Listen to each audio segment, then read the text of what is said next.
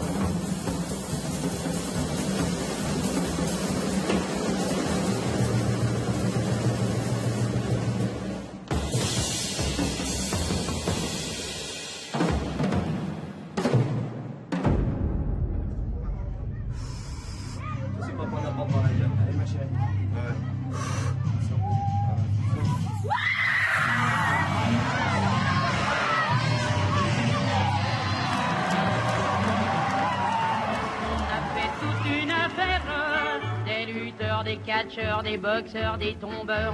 Pour moi, ça c'est de la petite bière. Tous ces mecs à biceps ne m'ont jamais fait peur. Leur soi-disant combat, c'est du chiquet. Ils passent leur temps à se caresser. S'il y en a dans la salle aujourd'hui qui viennent ici, il sera servi. C'est moi la môme cache-cache. Voyez mes gros biscottos costauds. Avec ça j'ai l'air vache et une paire de pectoraux taureaux. J'ai une poigne de fer, un cœur en acier, la gueule en or et les deux pieds nickelés. Je fais les pieds au mur comme un échalas, le gros carré de chacun. Il est évident que dans le catch, il y a un côté artistique. C'est-à-dire il faut être un peu un showman, comme on dit maintenant. Hein? Et c'est ça qui était recherché dans le catch. C'était pas un type qui passe partout, c'est quelqu'un qui a une personnalité.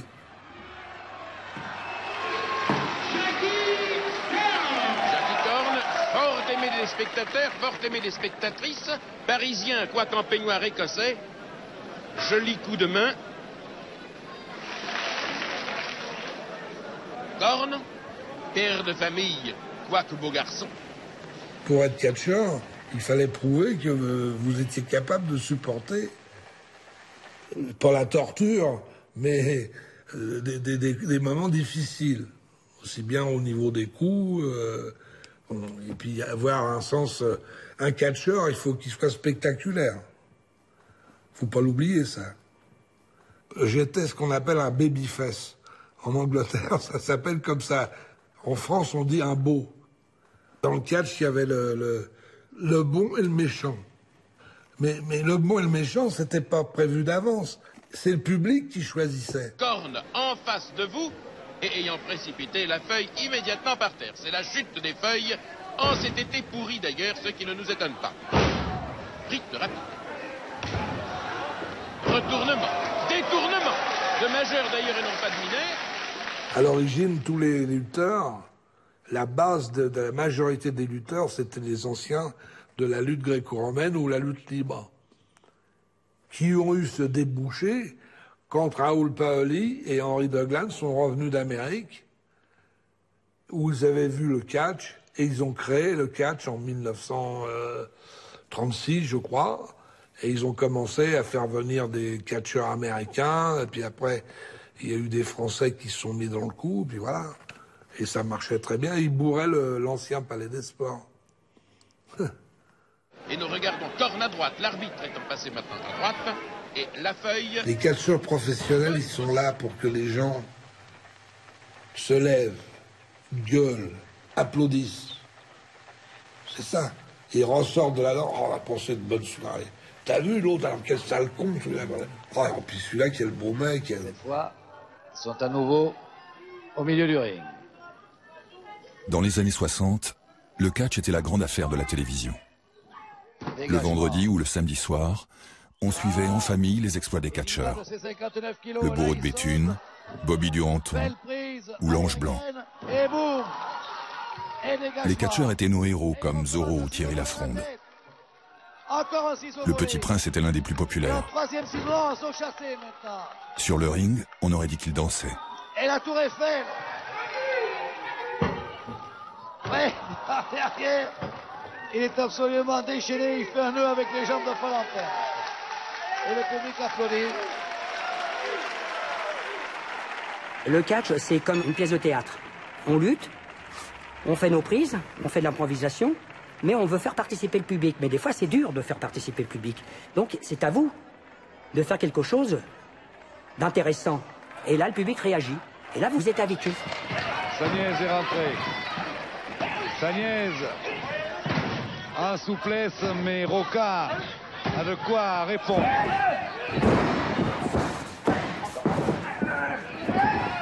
Attention, ça va vite. Hop, hop. Roca, quelle souplesse. Quelle souplesse. Hop, c'est fini. C'est raide, hein? Merci. C'est les anciens, ça, voilà. Les meilleurs combats. On va voir un petit peu les clés au bras, la clé au bras. Hein. C'est-à-dire que le bras l'a volé, comme ceci. Voilà. Alors, le premier bras l'a volé, on le lâche, le deuxième, on le tient. Alors, le premier, vous êtes ici, vous regardez, tu regardes Hugo, hein, voilà, hop.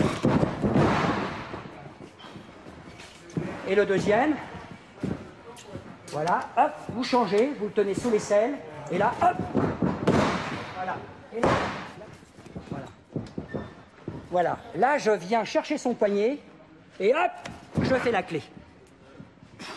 Ici. Lui, il se met en opposition, parce que si je force sur le bras, lui, il va avoir mal. Donc, il a intérêt à essayer de m'écarter de son bras. Voilà. Mais moi, je vais forcer. Voilà. Là, je tiens. Je vois qu'il résiste un peu trop. Et là, je pars en demi-souplesse. On retrouve toujours la même prise. Hop. Et voilà. Hop. Bravo. Il n'a même pas laissé le temps de respirer.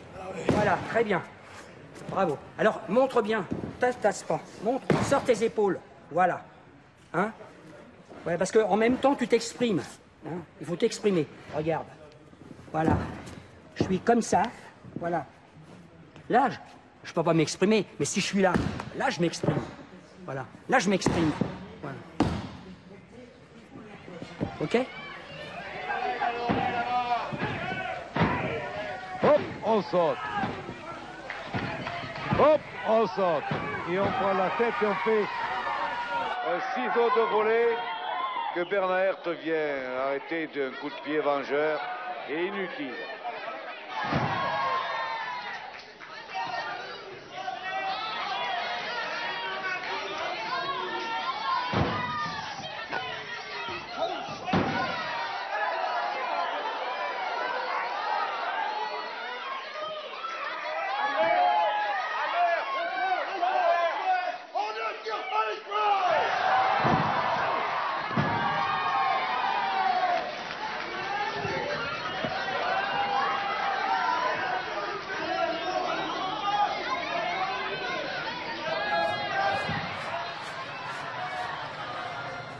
C'est bien. Elle est où la poubelle? Là, il y a un sac plastique, je crois.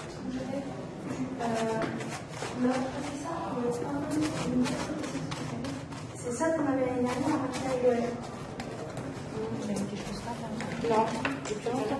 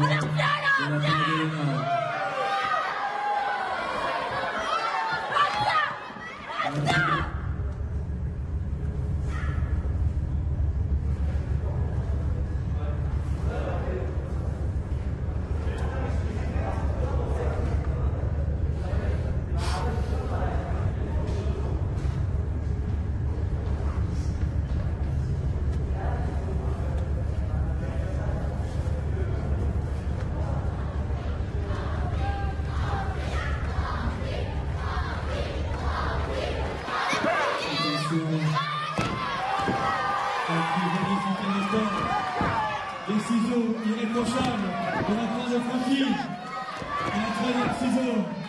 Magnifique de la part de Francky. Suivi de la fin, qui amène directement les gommages au centre du tapis. Et Francky demande la participation du public. Allez Francky!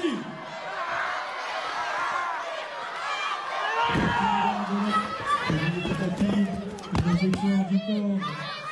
Francky de toute façon de faire la dérive. Et de la part de Francky.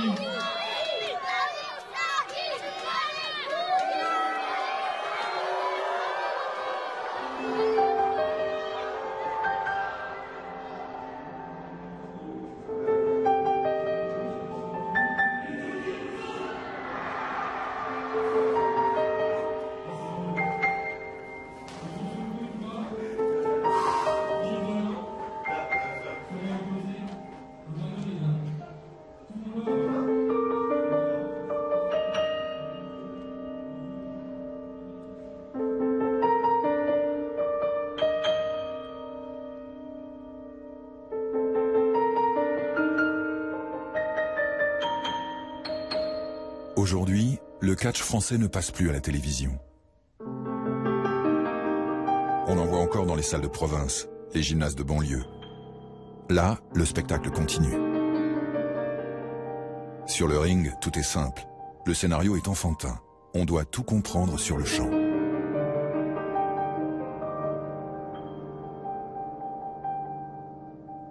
Peu nous importe que la passion soit authentique ou non. Ce que nous voulons, ce n'est pas la passion. C'est l'image de la passion. Un catcheur peut irriter ou dégoûter. Jamais il ne déçoit. Car il accomplit jusqu'au bout ce que nous attendons de lui.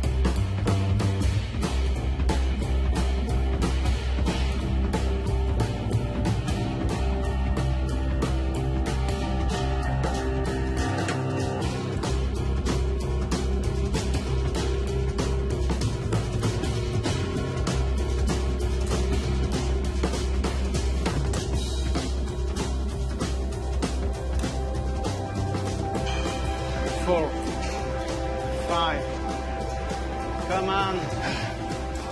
7, no pain, no gain. No pain, no gain. Comment je suis devenu catcheur? À l'adolescence, j'étais plongé dans les comics américains. Je me rêvais en super-héros. Hulk, Spider-Man, la chose des 4 fantastiques. J'ai commencé à me montrer en public dans des concours de force. Je soulevais les voitures, je tirais des camions. Plus tard, j'ai participé à des championnats de bras de fer. Je m'étais fait un look entre Barracuda, le gentil balèze de l'agence Touriste, et Wez, le méchant punk de Mad Max 2. C'est comme ça qu'est né mon personnage, Cannonball. Sur le ring, tu dois avoir conscience d'être désiré, regardé par les caméras et le public. C'est lui qui choisit si t'es un heel face ou un baby face, un méchant ou un bon. Mais ton talent, c'est de te faire haïr ou adorer. Quand ils me voient arriver, les gens sont captivés. Le noir dans la salle, le feu, ça prend tout de suite. Avant même que le combat commence, le public me déteste. C'est la force du personnage, ce que les Américains appellent le gimmick.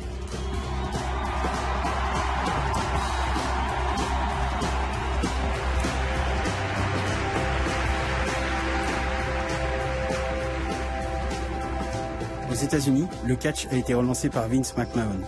le patron de la WWE, la plus grosse fédération américaine. Dans les années 80, son idée a été de faire des catcheurs des stars de la télé. Il y a d'abord eu Hulk Hogan, qui est devenu en quelques mois le symbole de l'Amérique, la première star mondiale du catch. Aujourd'hui, d'autres ont pris la relève. The Rock, Randy Orton, John Cena. À la WWE, on ne les appelle pas catcheurs, mais superstars. Ils sont aussi célèbres que les stars d'Hollywood. On les voit même dans les jeux vidéo.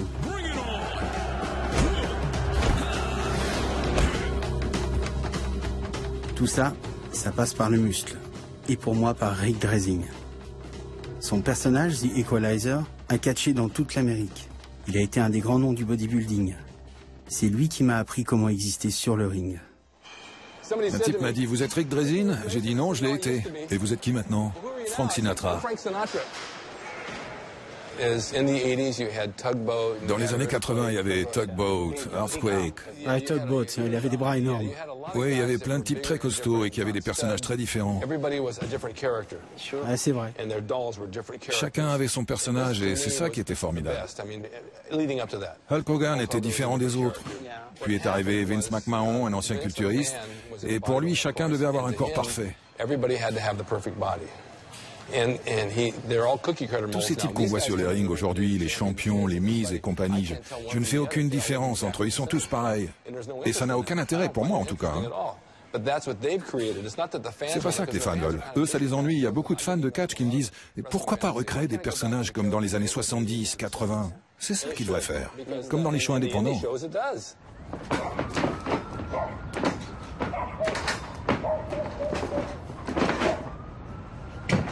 They roll and step up and then roll back down.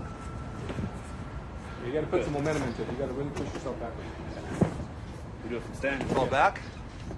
Dans les années 50, personne ne voulait devenir catcheur professionnel. Depuis qu'il y a les shows à la télévision, ceux de la WWE, tous les gamins influencés par les super-héros, les comics et les jeux vidéo ont envie de devenir des superstars du ring. Il y a toujours des gosses entre 12 et 15 ans qui viennent me dire « Je veux être la prochaine superstar de la WWE ». Ils voient le côté glamour, le ring, les projecteurs, l'argent et ils se disent « Ça va être génial ». Ils s'imaginent pas tout le travail que ça représente.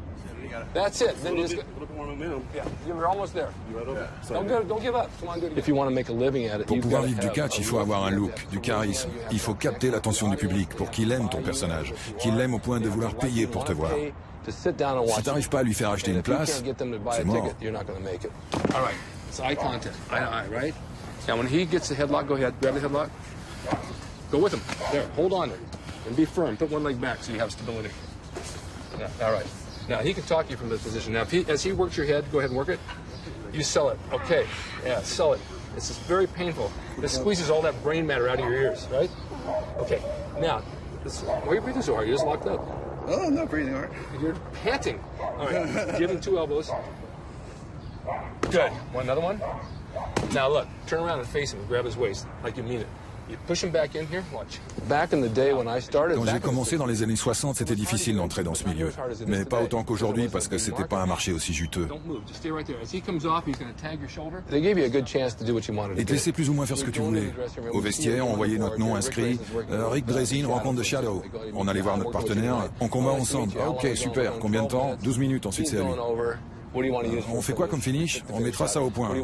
Et pendant le combat, on verra au fur et à mesure. On était créatifs. On faisait ce qu'on voulait.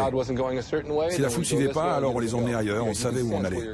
Maintenant, il faut s'en tenir au programme. Tu travailles avec un tel, tu catches tant de minutes, tu fais un nombre de prises bien déterminé, ton finish est imposé, tu dis ça au micro et tu sors. Si tu fais pas ça, il n'y a aucune chance.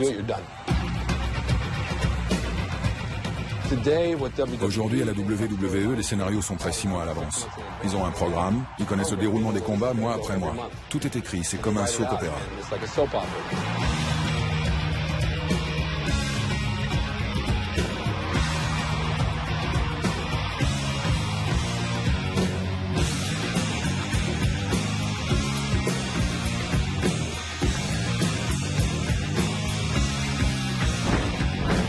Thing, or? Make one. Okay. Boom. One boom, okay. And second. You go. Second one I go. Yeah. And then You hit. Yeah. And I come with a drop kick? Or? Okay. Then. Yeah.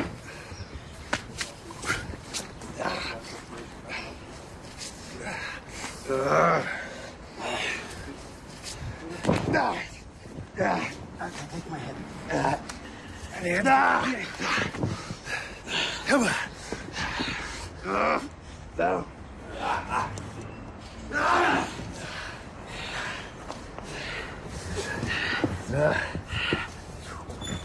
Go.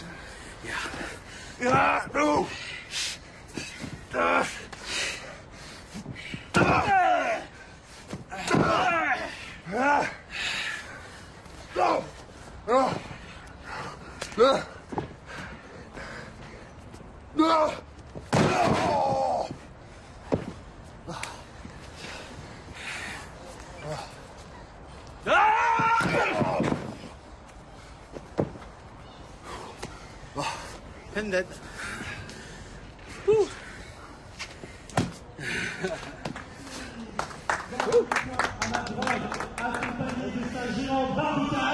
Pendant le combat, je deviens quelqu'un d'autre. C'est le personnage qui est le maître, qui me donne la force. Dans les shows, j'ai une partenaire, Barbie Catch. Si mon adversaire n'est pas déjà au tapis, elle vient me prêter main forte. Ce que raconte notre duo, c'est le gros balèze avec la belle.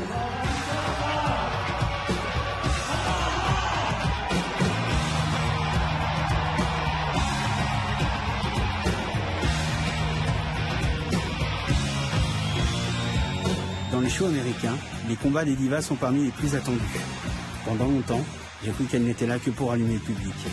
C'était avant de rencontrer Nikki NY Knockout.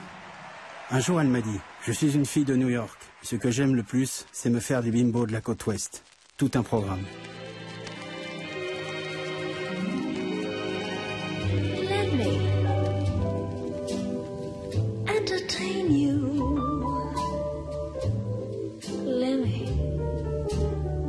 Let me make you smile. Let me do a few tricks.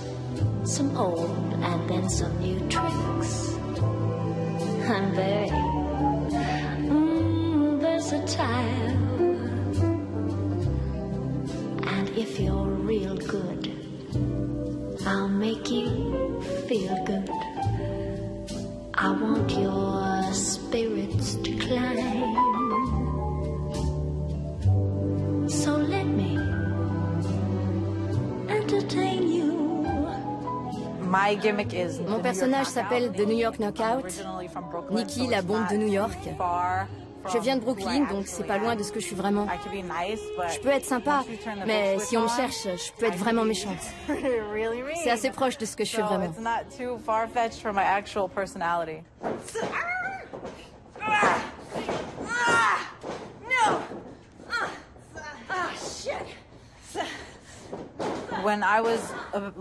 Quand j'avais 4 ou 5 ans, mon frère et moi, on se levait tôt le samedi matin. Et on regardait les shows de la WWF à la télé.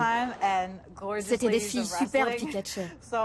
Pour moi, elles étaient comme des super-héros.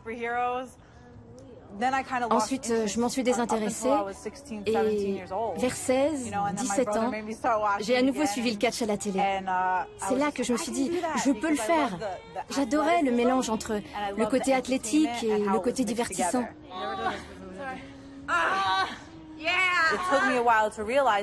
J'ai mis du temps à comprendre qu'il fallait être un tout. Il faut à la fois être agréable à regarder est capable de se battre sur le ring. C'est pareil pour les hommes. Parmi les catcheurs indépendants, certains se laissent aller et deviennent énormes. Mais si on veut percer, participer au grand tournoi et passer à la télé, il faut à la fois entretenir son corps et son look.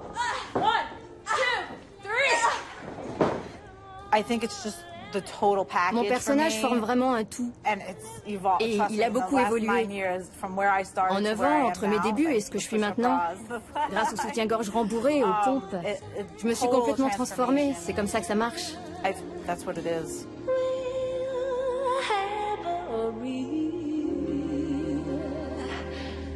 Good time.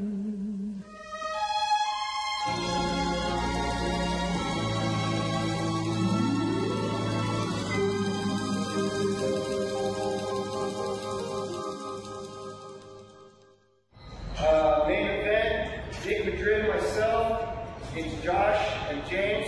We've gone over our stuff. We're going 8 to 12. Undercard guys, I want you to pay attention to who's coming after you. Comme me le disait Rick, il y a encore de la place aux États-Unis pour un catch indépendant. Pour les petites fédérations, Vince McMahon a fait figure de heel face, de grands méchants du ring, la WWE cherchant à imposer un monopole.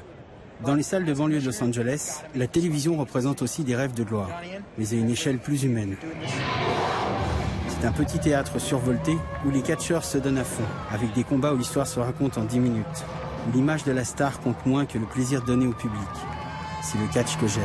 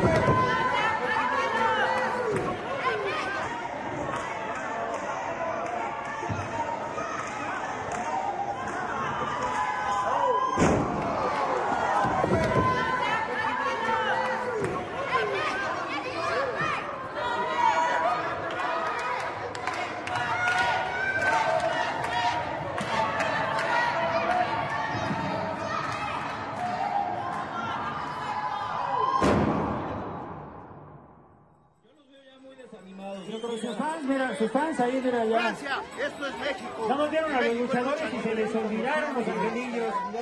Au Mexique, le catch, c'est la lucha libre. Et comme partout ailleurs, ce sont les enfants qui célèbrent le plus les catcheurs, les luchadores.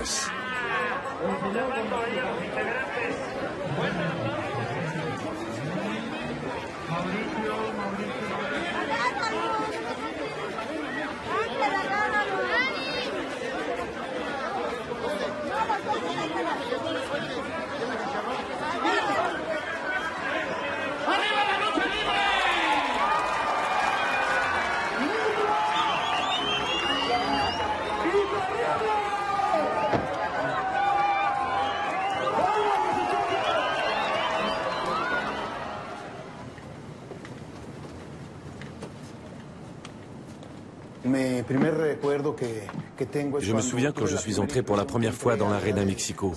J'avais 7 ans. J'ai couru dans ce couloir et j'ai eu une impression d'immensité en voyant le ring, les gradins, toute l'arène.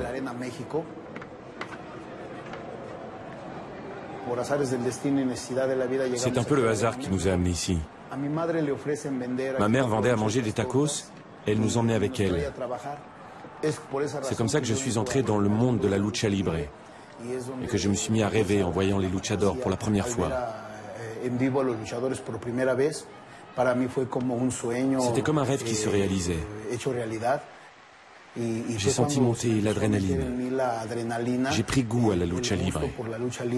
Le génie de l'aventure m'est apparu et il m'a dit « Tu seras un luchador ».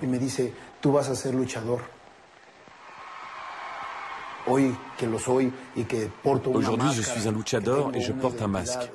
J'ai une identité cachée et un personnage à travers lequel je m'exprime.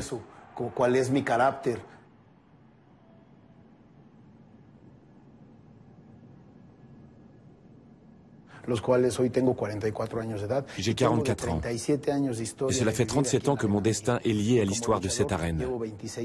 Je suis luchador depuis 26 ans et je continue à combattre.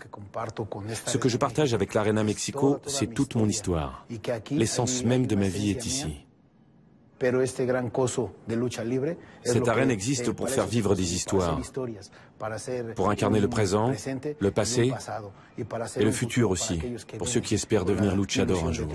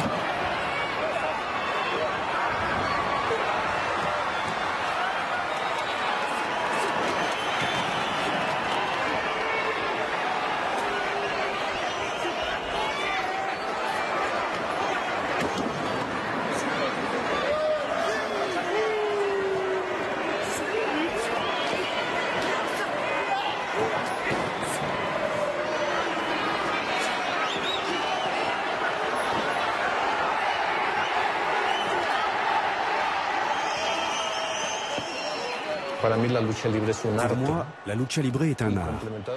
Et grâce à la photographie, on peut en capter les meilleurs moments.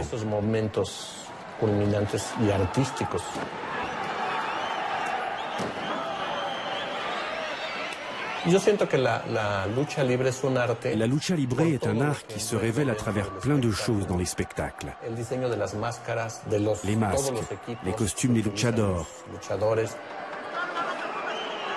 Et puis les mouvements, les sauts, les prises, tout est très esthétique. Ce que je recherche, ce sont les moments les plus forts.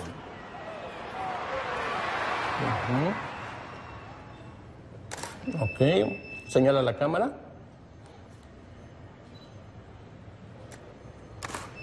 Ahí, en una de esas me puedo acercar un poco, algo así, ¿no? Ahí, otra. Pendant ces séances, je me rapproche un peu d'eux. Quand j'ai commencé à faire des photos en studio, je laissais les luchadors faire leurs poses traditionnelles. Et moi, je m'occupais du cadre. Je mettais leur masque en valeur. Maintenant, je fais en sorte qu'on imagine ce qu'ils font sur le ring, tout en étant dans le studio avec une bonne lumière. Ensuite, on peut retoucher la photographie, changer le décor.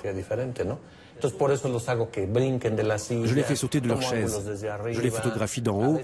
Parfois même, je leur fais prendre des poses spécifiques qui viendront s'intégrer à une scénographie particulière. C'est du photomontage. Ce qui m'intéresse, c'est que la lucha libre ne soit pas statique. Ce qui caractérise un luchador, c'est l'action, le mouvement. C'est ça qu'il faut parvenir à capter.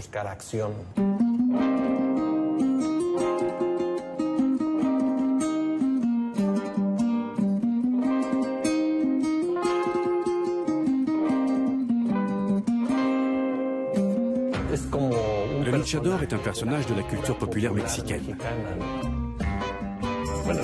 Je pense que c'est comme un super-héros. Et le public le voit comme un personnage de fiction.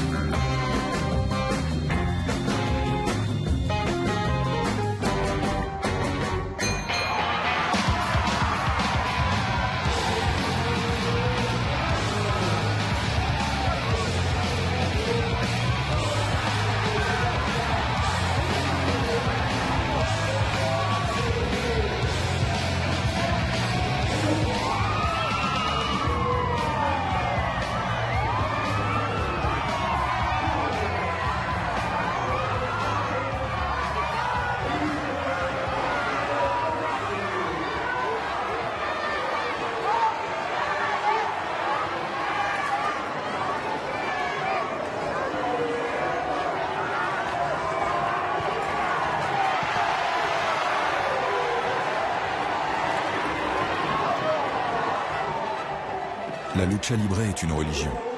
Elle nous plonge en territoire inconnu. Tous les excès du catch sont ici. C'est le désordre qui règne dans les cris et les hurlements.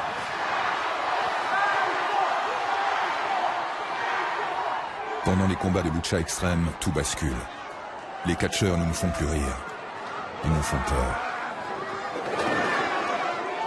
Les règles rassurantes du spectacle, eux sur le ring, nous dans l'arène, s'effondrent.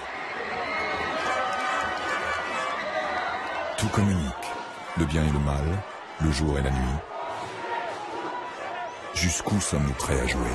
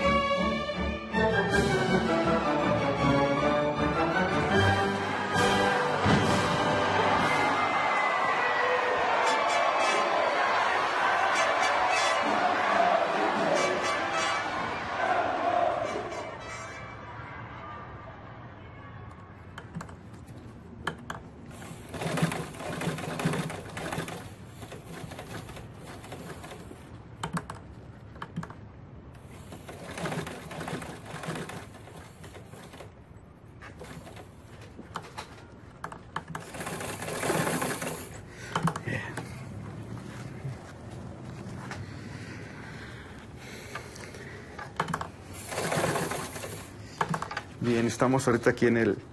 Nous sommes dans l'atelier de mon père, Mr. Rolling. Moi, je suis Rolling Boy, luchador, et je fabrique des masques pour d'autres luchadors. Là, je suis en train de coudre le renfort du cou, avec un matériau qui s'appelle du ruban palmier, et qui est fabriqué au Mexique. J'en suis très fier.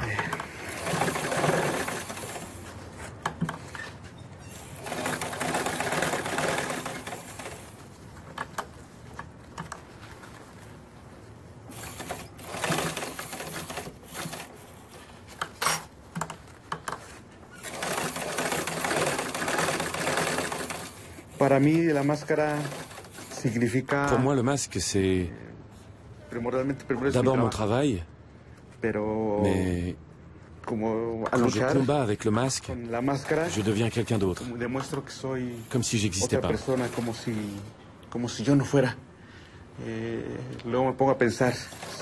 je me dis que si je combattais sans masque, tout ce que je fais sur le ring serait exactement pareil que ce que fait n'importe quel luchador. Et ça ne rendrait rien. Mais quand je suis masqué, je suis complètement différent.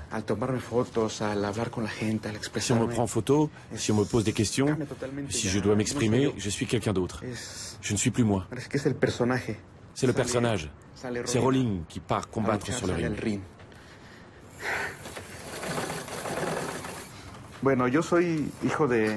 Je suis le fils du luchador Mr. Rolling. Et ce modèle de masque est celui de mon père. C'est lui qui l'a dessiné et élaboré. Son nom, Rolling, vient des Rolling Stones. On voit les flammes, les vagues, ça s'enroule. Ça vient de là. Et logiquement, je me suis appelé Rolling Boy. Les Rolling des Rolling Stones. La máscara es... Híjole. Es parte de la cultura de México. Le masque fait complètement partie de la culture mexicaine. Es parte de la cultura. La lucha libre est le sport national du Mexique. Aquí de México, la lucha libre, que aunque no es muy Même si elle n'est pas très répandue à Mexico, on peut quand même dire qu'au moins 90% des habitants ont vu au moins une fois dans leur vie un spectacle de lucha libre. Ils connaissent tous El Santo, Blue Demon, El Rey de Jalisco.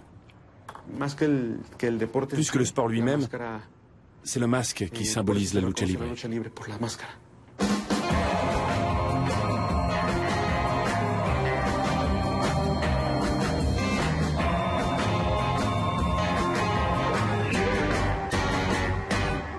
Grâce aux luchadores, nos rêves se réalisent. Ils deviennent des super-héros de bande dessinée, des stars de cinéma. Les aventures de Santo et de ses partenaires ont bercé toutes les enfances mexicaines. Killer Film, le critique masqué, les connaît par cœur.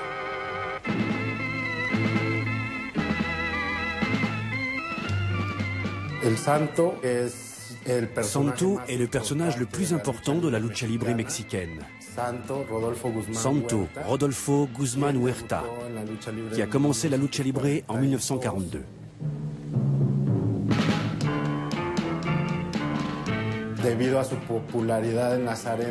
Étant donné sa popularité dans les arènes de lucha libre, les producteurs ont compris qu'il pouvait devenir un grand produit médiatique. Il y a d'abord eu les comics. José Cruz a créé Santo, le masque d'argent, qui a été publié dans la revue Atomica entre 1952 et 1980. Beaucoup de gens pensent que Santo était un technico, c'est-à-dire un bon. Mais c'est faux. Il a commencé comme méchant, un méchant très sanguinaire et très violent.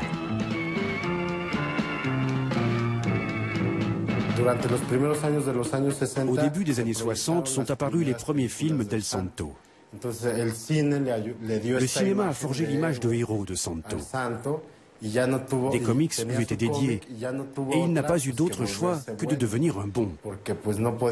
Il ne pouvait pas être un super-héros méchant.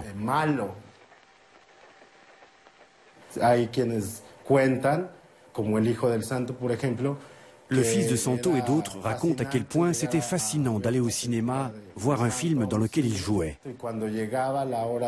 Au moment du combat, les gens dans la salle réagissaient comme dans l'arène. Ils criaient « Santo, Santo !» C'est un phénomène vraiment particulier, celui de la rencontre entre deux spectacles, le cinéma et la lucha libre. Y la lucha libre.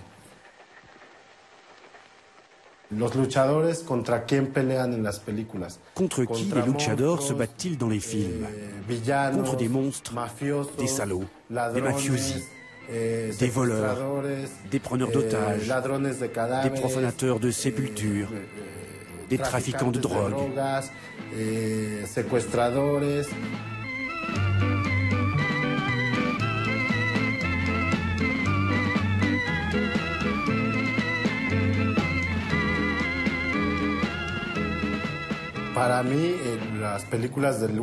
Pour moi, les films de lucha libre sont magiques, parce que la lucha libre elle-même est magique.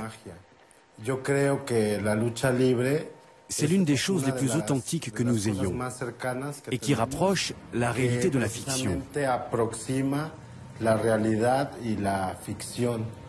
L'imaginaire et le réel sont toujours sur le fil du rasoir. La frontière qui les sépare est infime.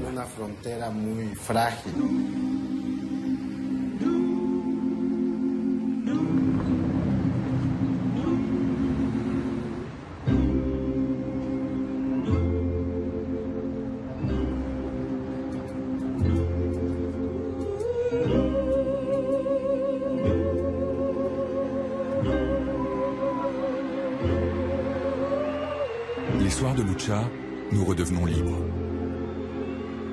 Les combats fonctionnent comme un rituel d'exorcisme. Perdus dans la foule, nous oublions nos peurs et retrouvons nos pulsions enfouies. Le catch est une passion d'enfant.